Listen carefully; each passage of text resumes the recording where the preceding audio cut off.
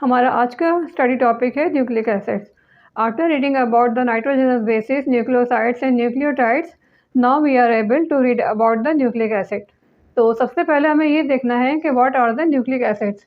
अब nucleic acid basically क्या होते हैं? They are the long chain polymers of the nucleotides. यानी कि न्यूक्लिक एसिड जो हैं लॉन्ग चेन पॉलीमर्स होते हैं न्यूक्लियोटाइड्स के।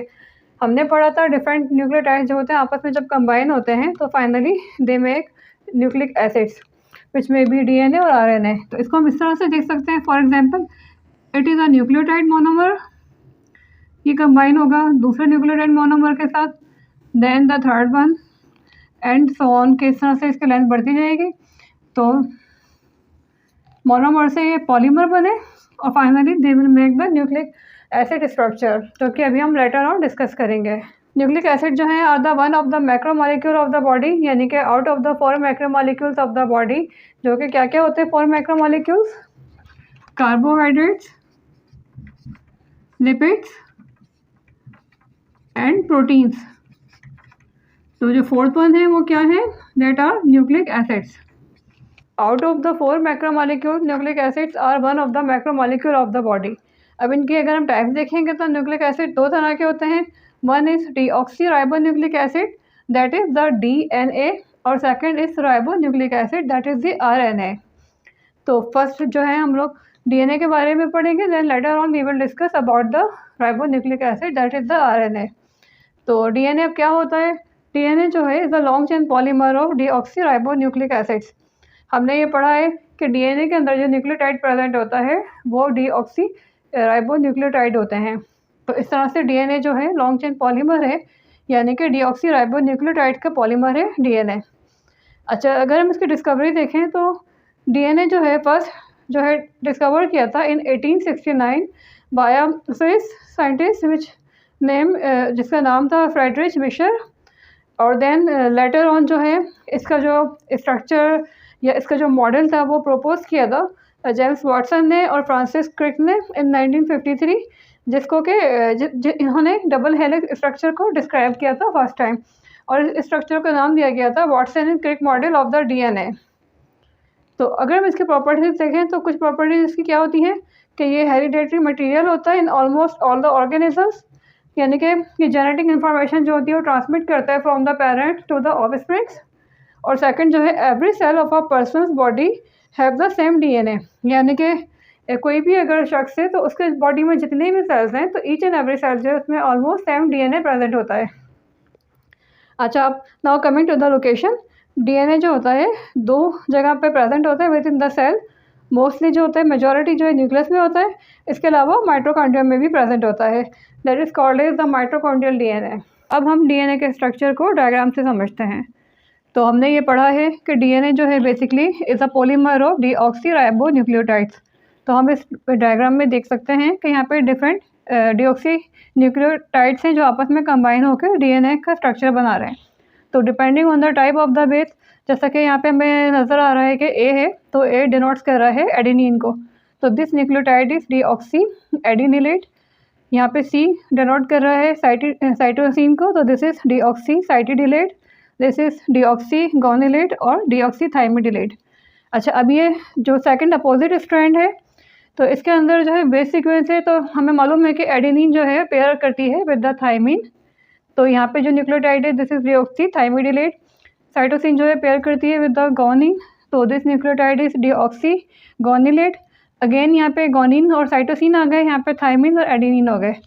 तो इस तरह से डिफरेंट जो हैं डीऑक्सी राइबोन्यूक्लियोटाइड जो हैं आपस में कंबाइन होते जाते हैं और they finally they make up the deoxy ribonucleic acid. तो अभी जो डीएनए का स्ट्रक्चर है तो इसके अंदर हम देख रहे हैं कि this is the backbone of the DNA, यानी कि जो दो स्ट्रैंड्स हैं तो ये इनकी बैकबोन है और ये इसका सेंट्रल पोर्शन है। अभी दो स्ट्रैंड जो हैं ये आपस में किस तरह से कंबाइन होते हैं? By means of the hydrogen bond. तो ये जो नाइट्रोजनस बेसिस होती हैं ये आपस में कंबाइन होती हैं विथ हाइड्रोजन बॉन्ड। अब एडेनिन और थाइमिन के बीच में जो है डबल हाइड्रोजन बॉन्ड प्रेजेंट होता है, जबकि साइटोसिन और गोनिन के बीच में ट्रिपल हाइड्रोजन बॉन्ड प्रेजेंट होता है। तो इस तरह से ये हाइड्रोजन बॉन्ड जो कि प्रेजेंट है बिटवीन द नाइट्रोजनस बेसिस, ये डीएनए के दो स्ट्रैंड्स को आपस में ज्वाइन करता है और इस तरह से ये एक लैडर लाइक पैटर्न बनता है पूरा। अब क्या होता है कि दो स्ट्रैंड जो हैं ये ट्विस्ट हो जाते हैं एक दूसरे के अराउंड में, कि फॉर एग्जांपल कि ये पहला स्ट्रैंड है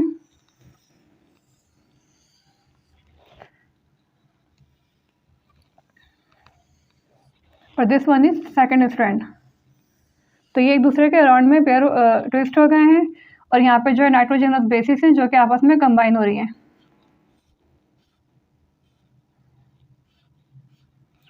अब now here we have two groups on the molecule of the DNA. तो पहला ग्रुप जो है, यानी कि ग्रुप मीन्स जस्ट लाइक के जैसे डेप्रेशन होती है ना, तो पहला जो है ये माइनर ग्रुप है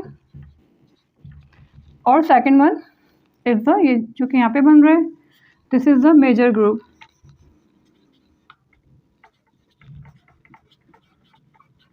अच्छा, माइनर जो है इसका साइज होता है 12 एंगस्ट्रॉन, जबकि जो मेजर ग्रुप है इसका साइज होता है 22 एंगस्ट्रॉन। अच्छा, अब इन ग्रुप का फंक्शन क्या है? ये जो है बाइंडिंग साइट्स हैं फॉर डीएनए बाइंडिंग प्रोटीन।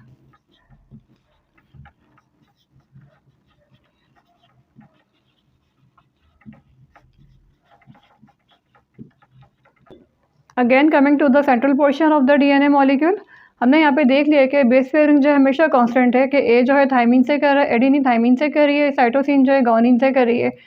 तो due to this constant base pairing, अगर हमें एक स्ट्रैंड के जो बेसिस हैं इनका सीक्वेंस मालूम हो तो हम इजीली जो है सेकंड स्ट्रैंड का बेस सीक्वेंस जो है वो हम मालूम कर सकते हैं, क्योंकि हमें मालूम है कि अगर यहाँ पे एडेनिन है तो इसका अपोजिट थाइमिन होगी, यहाँ पे साइटोसिन है तो यहाँ गुआनिन, अगर यहाँ पे गुआनिन है तो इस तरफ साइटोसिन होगी, यहाँ पे थाइमिन है तो यहाँ पे अगेन एडेनिन होगी। तो due to this type of the base pairing, number of the adenine is always equal to the thymine और while the number of the cytosine is always equal to the guanine. It means के purine basis जो हैं like adenine and guanine जो हैं always जो हैं equal होंगे इन number with the pyrimidine bases, यानी कि ये 1:1 के रेशो में प्रेजेंट होती हैं। तो ये जो एक सिंपल सा रूल है, तो this rule is known as Chargaff rules. ये रूल क्या कहलाता है? Chargaff rule.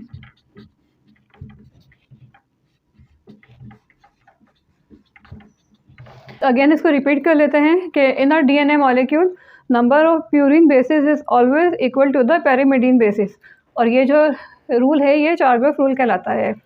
यहाँ तक तो हमने ये देखा था कि जो सेंटर पोर्शन है डबल हेलिक्स वो किस तरह से फॉर्म हो रहा है। तो नाउ वी विल सी कि how this backbone of the DNA strand is form.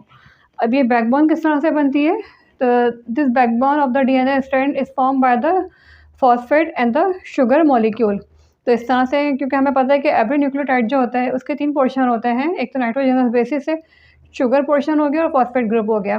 Nitrogenous bases जो है वो सेंटर पोर्शन में फेस कर रही होती हैं, जबकि जो शुगर और फॉस्फेट ग्रुप होते हैं they lie in the backbone of the DNA strand. Every DNA strand have 2 ends. एक एंड जो है वो 5 प्राइम एंड है, जबकि जो सेकंड है वो 3 प्राइम एंड है। अब ये क्या होते हैं कि हम ये देखेंगे जो टर्मिनल न्यूक्लियोटाइड है, तो जहाँ पे कार्बन 5 जो है इसके ऊपर अगर फॉस्फेट ग्रुप जो है आउटपुट फेस कर रहा है तो ये 5 प्राइम एंड हो गया, जबकि अगर अपोजिट एंड के ऊपर टर्मिनल न्यूक्लियोटाइड के ऊपर 3rd कार्बन का हाइड्रोक्साइल ग्रुप जो है आउटपुट फेस कर रहा है तो ये 3 प्राइम एंड हो जाएगा। तो इसमें अब क्या होता है, क्योंकि दोनों स्ट्रैंड जो आपस में कॉम्प्लीमेंट्री स्ट्रैंड होते हैं, तो जो इसका अपोजिट स्ट्रैंड है वो एग्जैक्टली इसका अपोजिट होगा। अगर यहाँ पे 5 प्राइम एंड है तो यहाँ पे 3 प्राइम एंड होगा, जबकि यहाँ पे 5 प्राइम एंड होगा।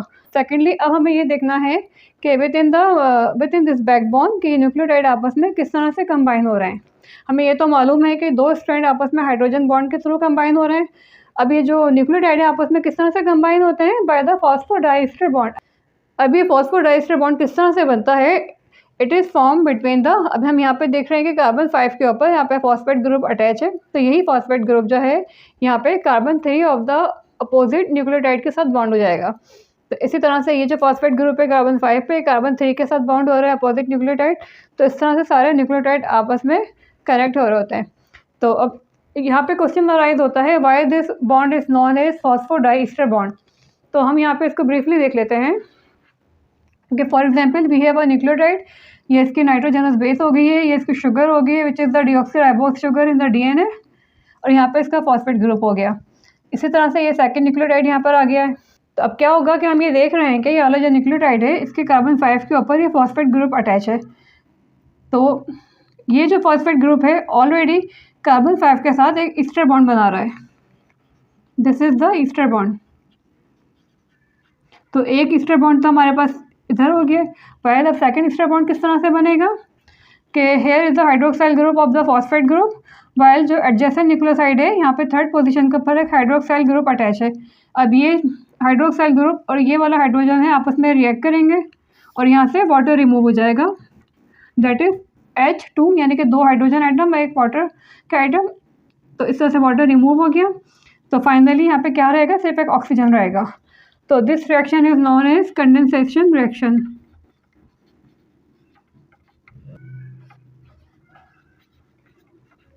और फाइनली व्हाट लेफ्ट हियर, अब क्योंकि यहाँ से ये हाइड्रोक्साइल ग्रुप और एक हाइड्रोजन का ग्रुप निकल गया है, तो अब यहाँ पे जो बॉन्ड बाकी रहा है तो this is the ester bond. तो we have second ester bond here, ठीक है। एक ईस्टर बॉन्ड यहाँ पर हो गया जो कि फॉस्फेट ग्रुप बना रहा है with the carbon 5 of the same sugar, while the second ester bond is formed with the hydroxyl group of this phosphate with the hydroxyl group of the carbon 3 of the opposite nucleoside। तो that's why इस bond को कहा जाता है phospho die Easter bond. तो now इसको conclude कर लेते हैं कि डीएनए के 2 स्ट्रैंड जो हैं आपस में बाइंड होते हैं by means of the hydrogen bond between the nitrogenous bases, while different nucleotides जो कि डीएनए बैकबोन में होते हैं they are linked with each other by the phosphodiester bond. और ये जो फाइनली जो डीएनए का ये जो स्ट्रक्चर बनता है यानी कि 2 स्ट्रैंड जो आपस में ट्विस्ट होकर एक डबल हेलिक्स बना रहे हैं, तो this structure is known as Watson and Crick model. जैसा कि हमने पढ़ा था कि इसका जो स्ट्रक्चर था वो प्रेजेंट किया था 1953 by the 2 scientist Watson and Crick. तो that's why this model is called as Watson and Crick model. तो इसके साथ ही हम अपना लेक्चर यहाँ पर एंड करते हैं। अगर वीडियो अच्छी लगी हो तो वीडियो को लाइक और शेयर कीजिएगा और चैनल को सब्सक्राइब कीजिएगा। Thanks for the watching.